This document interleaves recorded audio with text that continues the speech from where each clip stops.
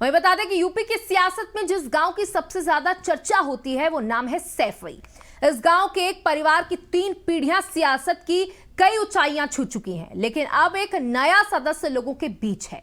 हम बात कर रहे हैं मुलायम सिंह यादव की पोती और सपा अध्यक्ष अखिलेश यादव की बेटी अदिति यादव की।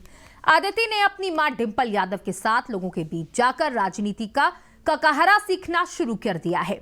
समाजवादी पार्टी की ओर से डिंपल यादव को मैनपुरी से टिकट दे दिया गया है, जिसको लेकर वो लगातार जनसभाएं कर रही हैं और लोगों से मिलकर अपने पक्ष में माहौल बनाने की कोशिश कर रही हैं। सोमवार को एक ऐसी फोटो सामने आई जिसने संकेत दिया कि जल्द ही सैफई परिवार का नया सदस्य राजनीति में एंट्री लेगा। तो कुल मिलाकर के जिस तरीके से हम बड़े बड़े मंचों से देखते हैं, बीजेपी परिवारवाद की बात करती है और जब सपा पे कटाक्ष करने की बात आती है तो सबसे बड़ा मुद्दा जो बीजेपी उठाती है वो परिवारवाद का उठाती है। और कहीं ना कहीं जो आज एक तस्वीर आई जहां पर अखिलेश यादव की बेटी डिंपल यादव के साथ दिखाई दी, तो कहीं ना कहीं एक मौका जरूर दे दिया है इस चुनावी संग्राम में। देखिए, अदिति की राजनीतिक एंट्री तो होना ही था और इसलिए होना था कि देखिए समाजवादी पार्टी को मालूम है कि जो हमारा जो वोटर है जी, वो सैफई से जुड़ा हुआ है। अगर सैफई नहीं तो कुछ नहीं, जैसे कि कांग्रेस में कहा गया कि गांधी परिवार नहीं तो कोई नहीं। तो अब वो कैसे क्या हो, तो अदिति को देखा गया कि वो जाती है और देखिए, और दूसरी बात क्या, वो मंच पे नहीं बैठती हैं, महिलाओं के बीच में बैठती हैं। उससे 2 काम करती हैं।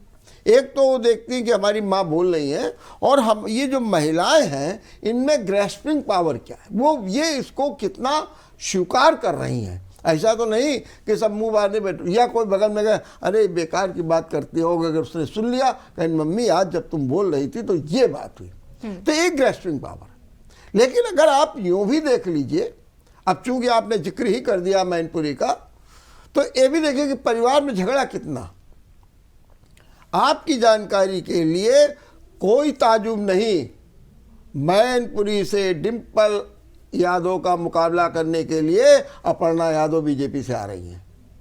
अब देवरानी और जेठानी में लड़ाई होगी और ये बड़ी रोचक होगी, दिलचस्प होगी, ये माना जा रहा है। क्योंकि बीजेपी ने जो अपना मन अभी तक बनाया है, तो उनका कहना है कि अगर 80 में 80 जीतना है तो मैनपुरी जरा एक मुश्किल सीट है, तो इसको अगर परास्त करना है तो अपर्णा को लाओ, तो परिवार का वोट बटेगा, हमारा वोट प्लस होगा और डिंपल को हम लोग हरा सकते हैं। और डिंपल को इसलिए भी हराया जा सकता है, जब कन्नौज में सुब्रत पाठक हरा सकते हैं तो ये क्यों नहीं हराया जा सकता। बिल्कुल। तो इसलिए एक नई चुनौती के रूप में भी और ये बात पता लग गई है। अभी मैं उनकी स्पीच सुन रहा था डिंपल यादव की, तो डिंपल यादव ने क्या कहा, उन्होंने कहा कि जो भारतीय जनता पार्टी है जीतने के लिए साम दाम दंड भेद सब कुछ अपना सकती है।